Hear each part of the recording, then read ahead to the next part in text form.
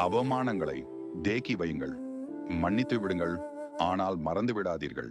ஏனென்றால் ஒரு காலத்தில் நீங்கள் ரொம்ப ஒழுக்கமாக வாழ்ந்ததற்காக அவமானப்படுத்தப்பட்டிருக்கலாம்.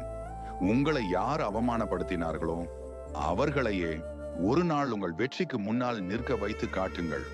அவமானம் வந்தால் பரவாயில்ல, வலி வந்தால் பரவாயில்ல, ஆனால் உங்கள் மனசிடம் மட்டும் நான் தோற்றுவிட்டேன் என்று சொல்லாதீர்கள்.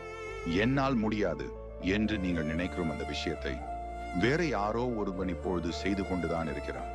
அதனால உன்னால் முடியாது என்று நீயே முடிவு செய்துவிட்டால் யாராலும் முடியாது. ஆனால் என்னால் முடியும் என்று நீ முடிவு செய்துவிட்டால் உன்னை தடுக்க யாராலும் முடியாது. அவமானத்தை வெற்றிக்கான எரிபொருளாக மாற்று. விழுந்த இடத்திலிருந்து எழுந்து நில்லுங்கள். உன்னை அவமானப்படுத்தியவர்கள் திரும்பி பார்க்கும் அளவுக்கு ஜெயித்து வாருங்கள்.